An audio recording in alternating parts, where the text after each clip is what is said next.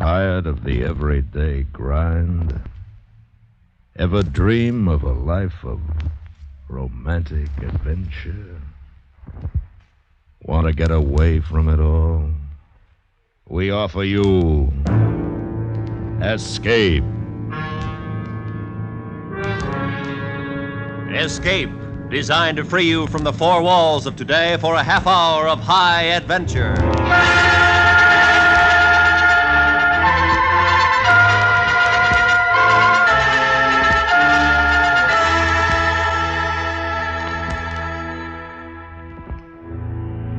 You are alone on the deck of a stinking convict ship, becalmed in a yellow fog, while somewhere in the dark below you, free from the cells that held them, is a deadly band of murderers seeking out your life.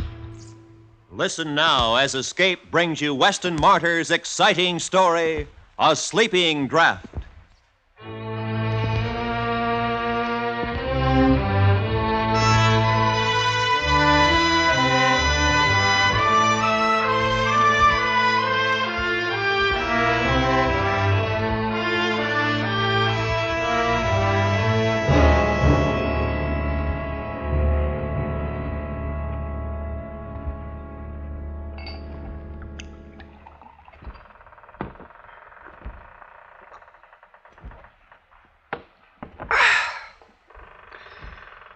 That helps. But it's like I say. You can't forget. You can never forget. Yet it's at night that you think about it. With the water outside rushing past the hull. That's when you think. And it can never be the same. You can't trust anybody. Never. Not a soul. I can tell you, you just can't trust them. Not even yourself.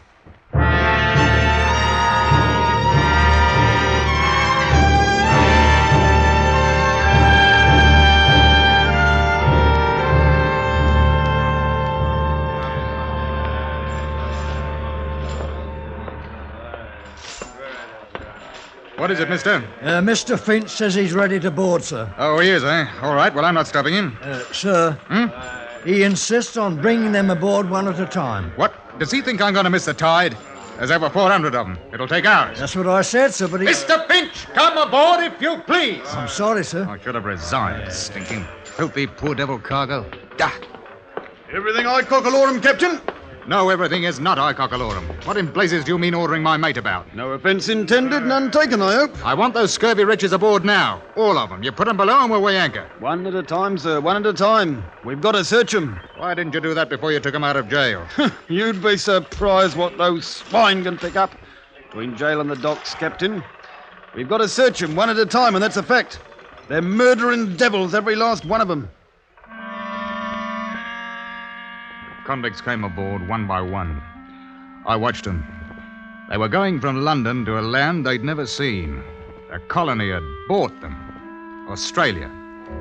400. The sweepings and scrapings sorted out from the muck of the jails, with Finch in charge of them. Oh, I've carried dirty cargoes. Dyewood, for instance, crawling with scorpions and spiders, not to mention snakes. Then there's cattle. But this... weeks and months at sea with a human cargo who'd as soon cut your throat as spit. And what made it worse was I felt sorry for the poor beggars. I watched them come aboard until there were 2 left. Name? Wilkes. Search him. Hey, take your bleeding hands off of me. I ain't got nothing. Ain't you stole me last morning? Shut your door! That's enough, Finch. I won't have the cat used on my ship. They'll get enough of it where they're going. You're a trusting soul, you are, Captain. How would you like that between your ribs? A touch of the cat's a lot better than letting this swine bring a knife aboard. Take 'em below! I don't know how they do it. Swelp me, I don't. You got to watch 'em for knives. Next! Right. Ooh, here's a terror. Look at the size of him. Dangerous swine. 3 murders in Australia. Escaped. He's in for it when he gets back. Name? Abbey. Jonathan Abbey. Abbey. Well, a gentleman in chains. I am sorry, your worship. Forgive us for daring to lay hands on your highness. I'm sure as how you've been wrongly accused. That's enough, Finch. Search him and take him below. I want Mr. Jonathan Abbey shackled. He's a prize. We mustn't let anything happen to him.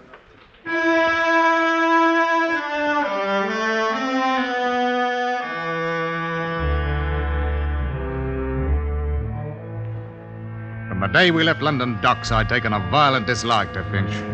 He seemed to be happiest when he was laying about him with his cat on the convicts herded like sheep below decks. He kept them quiet enough. So one night I decided to have it out with him in my cabin. I made it strong, I can tell you, so that even he could understand what I meant. You all finished, Captain? All right, you hear me out. They're a bad lot. 400 of them all bound for Australia, and they don't want to go. You follow me? There's that bloke Abbey. As soon as we touch Sydney, the game's up for him. They'll hang him, sure. That does not mean that you have the right to make life even worse for them here. Oh, no. If I don't, where do you think we'll be? What would you do if you were down there? I'll tell you. Get hold of this ship. That's what you're doing. It'll be easy. They're locked in and we've got a guard. You don't know 'em like I do. Yeah, there's another thing. When I searched them, there was 1 to 5 sovereigns stowed away on every man. Earned or stolen. That'll come to over £1,000 by my figures. They're entitled to that money. It's little enough to take to a wild country. It's true, but there's them down there what would slit the gullet of any man for a shilling. You asked me to dainty with them.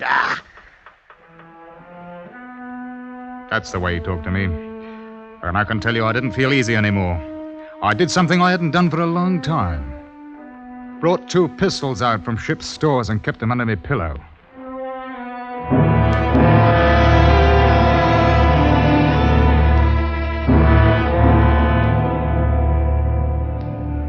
It was when we got around the Horn that the first convict died from scurvy.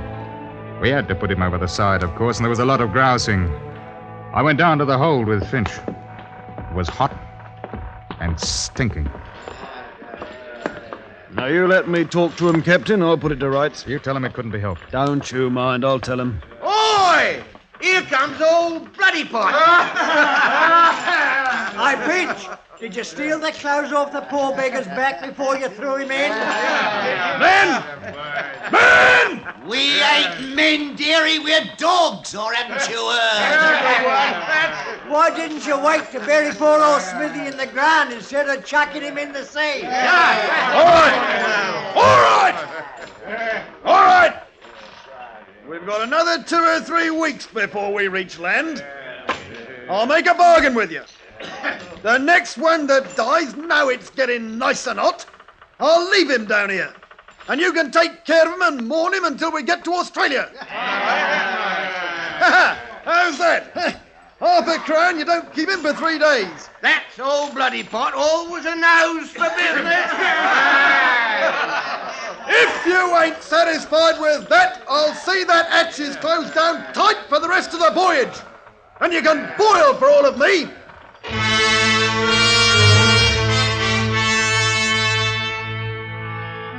That seemed to settle it for a time. I began to see that in spite of Finch's hardness with them, the prisoners knew he was master and behaved themselves. That is, most of them did. But there were others. And that's what began the trouble. We were 2 days out of the Cook Islands when it happened. Yes? Captain, there's a man on deck. We brought him up from below. It's horrible. It's What happened? one of the convicts, sir. Oh? Fight, eh? Yes, sir. Here we are, Captain. Mr. Darling ain't much of a surgeon, I must say. Well, I did what I could. He must have been dead before we got him up here. He's been cut to pieces. Not half he ain't. How did it happen? I heard him shouting. When I went down the hole, there he was, propped up like against the bars, with his arms through, holding him up. Poor devil. Who, him? Nah, he's dead. There's others in for it, though. What do you mean? How do you think he got cut up like that? Knives, Captain. Knives! But you searched them before they boarded. I did, and 'struth, I don't know how they done it. Small knives, Captain. Small knives. And we're getting close to Australia, that's what it is. Whoever's got them knives is after money. The 1,000 quid or more what's on this cursed ship. I don't see... You're a trusting soul, you are, Captain. Well, maybe there's a dozen of them, maybe 20 with knives. Follow me? They'll run the others and rob 'em blind. Old sovereign, Captain, you didn't forget, did you? If anybody objects, cut him up in small pieces like this one. We've got to go down there and put a stop to it. Yes, I don't think. How many guns you got aboard? Well, 2 pistols and 4 muskets. That's a fat lot of good. Oh, well, must take the sweep with us, hour. We can try, there's no harm in that. Mark my words, Captain, before we get to Sydney, all of us will probably have our throats cut. Come on. Finch and I, with 2 seamen, armed ourselves and went down into the hold and stood outside the bars. The men inside were quiet. Very quiet. They just looked at us, dark-like. You men! I'll talk to them. Now, you listen to me. We know some of you are carrying knives. And I want you to throw them out here. Nothing further will be said about it if you do as I say. Well? Oh, Captain, my porridge wasn't hot enough this morning. And please, sir, can I have sugar in it tomorrow? That ain't the way to talk to this scum. The captain's a gentleman. I'm not. You know me, don't you? We know you all right. You, Abby. You listen to me. I'm giving you until morning to throw them knives out of here. Till morning. If every blasted one ain't out of your dirty hands, I'm going to have you flogged, every ruddy one of you. 50 lashes. Do you hear that, Mr. Abbey? I'll think about it. Till morning. Then 50 lashes. You think about that, Mr. Abbey.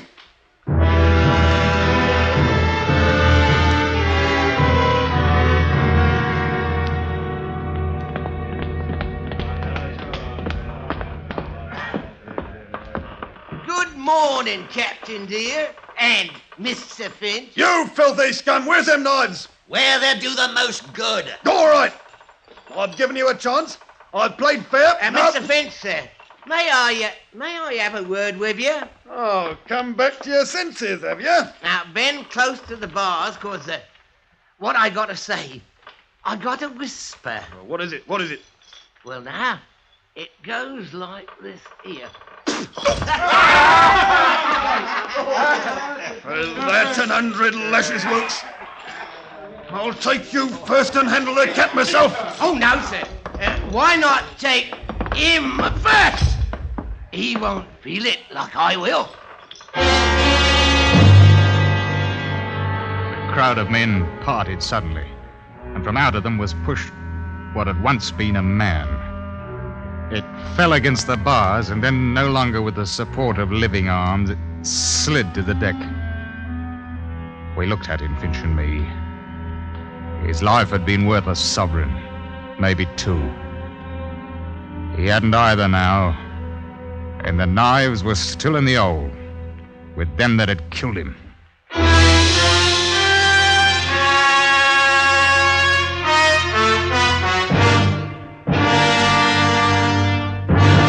We will return to Escape in just a moment, but first, many a baseball manager has felt the need of divine guidance to win the pennant.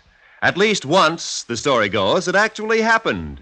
Hear George Murphy, Janet Leigh, and child star Donna Corcoran in Angels in the Outfield on most of these same CBS radio stations. Enjoy this fabulous comedy at the Star's address tomorrow night on the Lux Radio Theater. And now, back to Escape.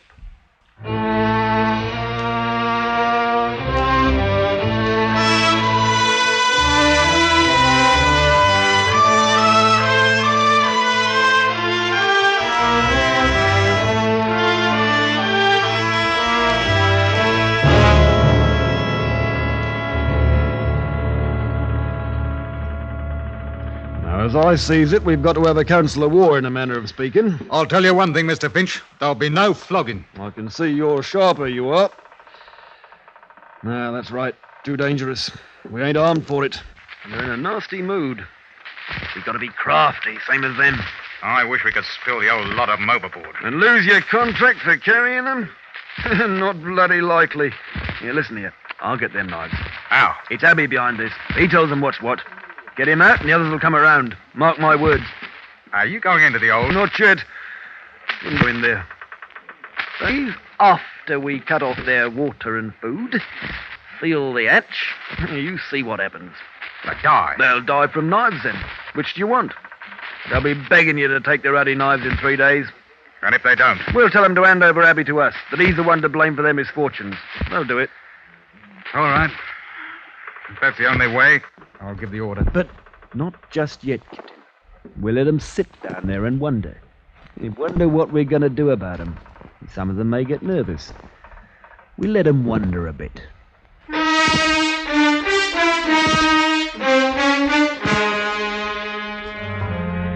I didn't see Finch the rest of the day.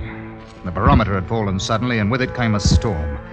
I can tell you I had my hands full for the next 24 hours. There was no time to worry about what was going on in the hold of the ship, but I didn't think they'd have much stomach for knifing each other and killing. Next morning at breakfast, he didn't turn up at all.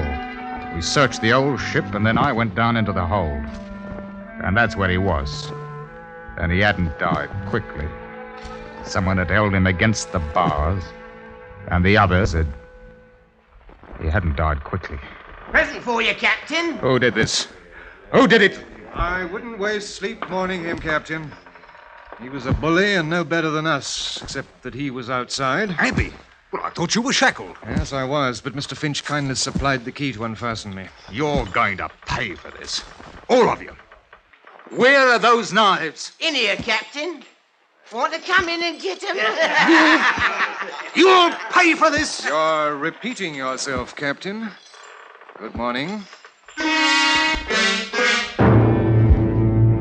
Blasted convict had dismissed me like I was a clerk in an office. There wasn't anything I could do about it. With Finch out of the way, they knew I was an easy mark. It was the nights that got on my nerves. I could hear things happening, lots of things. And it was awful. Those devils with the knives. And each morning we'd have to pull out 6 or a dozen, all cut about and bleeding. Most of them died. But those with the knives were getting money they stole from the victims. I began to be afraid of me crewmen, that one would take a bribe and let that murdering crowd out. I walked around with 2 pistols in my jacket all the time. And then, late one afternoon, something very bad happened. I was standing by the wheel. Captain! Captain! Here, bosun. He got out, sir. Got out. Who? The big one, Abby. 2 of us were standing guard. We heard a scream. It was Abby. Said he'd been stabbed. Benson opened the grill to get in, and Abby bashed him on the head and bolted. What about the others? I got the girl close in time. They're safe enough. He must be somewhere on the ship, sir, unless he went overboard. Not that one. He's up to mischief. Here, take one of my pistols, mister. Aye, sir. And pass out the muskets. I want every inch of the ship searched. If he puts up a fight, shoot him. Do you hear me? Shoot him!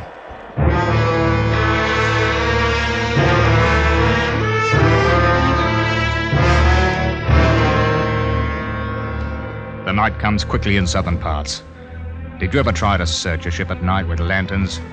It's not easy. There are too many shadows, too many sounds which could be rats, or a murderer who's bigger than what you are and could choke your life out in half a minute.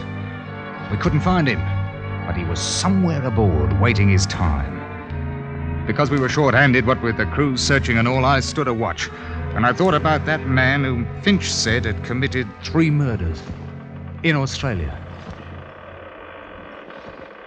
Don't turn around, Captain. It's only a little knife, but don't move. What do you want? A talk? I've nothing to say to the likes of you, Abby. That may be, but I have an offer to make you. You know what I'm in for when we reach Sydney? Finch told me. I've no pity for you, Abby. I'm not asking for pity. I have an offer to make. The men below are planning to take the ship. I don't think they've got a chance, but they'll be killing. Those that have got the knives have got all the money, too. It's £1,200. I'm aware of that, mister. I can get the knives for you. Huh? All I want is a chance to get away before the ship docks. How do I know it's not a trick? Turn around, Captain. Yeah. My knife. Will that convince you? You must have a pistol. You can shoot me if you want. What makes you think you can get the knives away from them, Abby? I can. That's all you need to know. I couldn't help you openly, you know that. You're put aboard as a murderer, you're in my charge, and it's my job to turn you over to the police as soon as we arrive. Then... If you could get the knives, though, I might be able to give you a chance to clear out. That's all I want. The chance. All right. I must have a pistol. What? A pistol? You take me for a fool? No, it's the only way to get the knives. I give you this pistol, you shoot me down. Not likely. If I'd wanted to do that, Captain, I'd have cut your throat 2 minutes ago. You're a murderer. I know. You can't have it. And it's either them or your ship and probably your life. Well? You talk like a gentleman, Mr. Abbey, but suppose you want my pistol so's you can free him. You just have to trust me, as I'd trust you to give me a chance to get away. Oh. Here, take it. What about the guards below? They'll shoot. I'll take you down. I'll say I caught you. How do I get out again when I've got the knives? You send word that you want to see me. All right. Captain, I'm trusting you now. I want that chance to get away. We'll talk about it if you get the knives. Come on, I'll take you below now, and you come back tomorrow.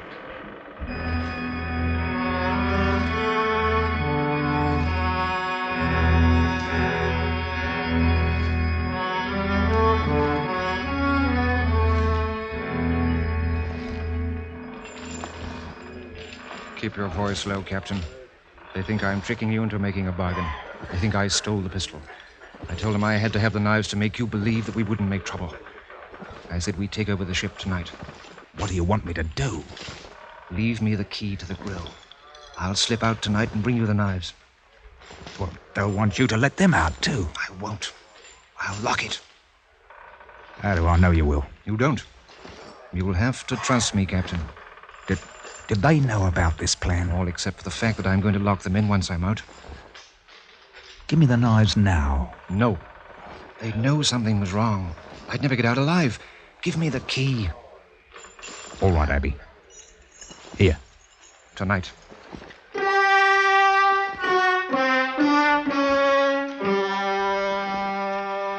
I waited. And I can tell you I didn't like it.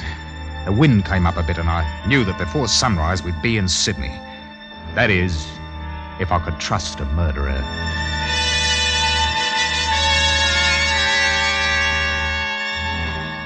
At 10 o'clock that night, there was a rap on my cabin door. One of your crew nearly caught me coming down here. And I've kept my side of the bargain. The knives are all there. No, you needn't worry. Here's your pistol. You may need it. Thanks. Now, how do I get away? We'll be in port in about 6 hours, if the wind holds. You stay aft in the longboat. When you hear the anchor go, drop over the side and swim for it. I'll try to anchor as close to land as possible before I take her in. I can land without being seen. I've got some friends who'll hide me. I don't want to know about it. You just remember, when the anchor lets go, that's your signal. Thank you, Captain. I trust you, and I'd like to shake hands with you. I took the hand of the murderer, and we shook hands like old friends. And then he was gone. 2 hours later, the wind went down, and in its place came fog, thick, mucky fog. I had my hands full, what with danger from other ships and the blasted current that mucks you about off the harbor entrance. By 3 o'clock, the fog had shut in properly, and the blessed tide ran us all over the place. But proper dangerous, I can tell you. We were about 15 miles offshore, and I didn't like the look of things. There's shoals thereabout, and so I sent the mate forward to heave the lead. I got a proper start when I heard him sing out, "By the deep port." We'd got off course right enough, and at this rate, we'd shear the bottom clean off her. I saw it was high time to bring the ship up and wait until we could see something. Let go the anchor! Let go the anchor! Keep her 35 fathoms to the water's edge, bosun. Aye, sir. None too soon, sir. She was shoaling fast. Blasted current must have been making 5 knots out to sea. Listen to her. She's holding, sir. It's the anchor. I forgot. The anchor. Abby! Abby! Abby! I went to the longboat. It was empty. He's heard the signal as the anchor paid out. He couldn't see in the fog, and had gone overboard into a 5-knot tide running straight out to sea, 15 miles from shore. He trusted me. And that's why I tell you, you shouldn't trust anybody.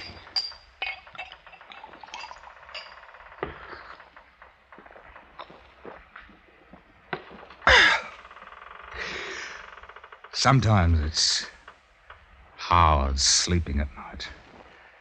When you hear the water outside and you think, that's when it's hard to sleep.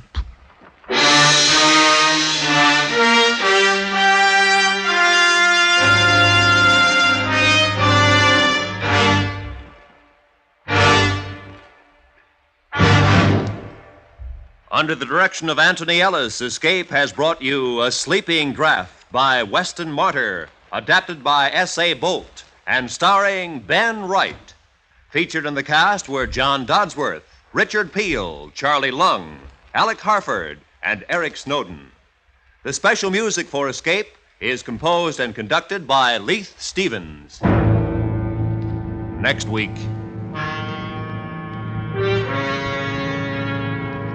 You are traveling east on a cross-country bus, while among your fellow passengers, seemingly innocent and friendly, are a man and a woman who plan to destroy you.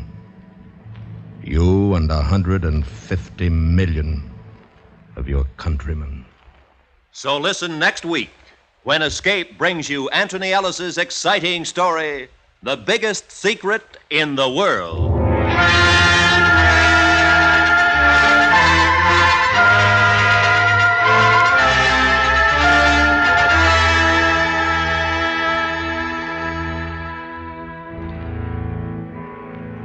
An auto race around the world. Impossible, you say? Well, it really happened in 1908. And tomorrow night, hear Van Johnson star in Around the World, the exciting suspense story of this unbelievable auto race. Van Johnson will be heard with the rest of Suspense's cast direct from the Waldorf Astoria Hotel, where an annual automobile show is taking place. Suspense's production tomorrow night will be a part of the auto show. Don't miss it over most of these same CBS radio stations. This is Roy Rowan speaking. America now rides to the tune of 25 million auto radios and listens most to the CBS Radio Network.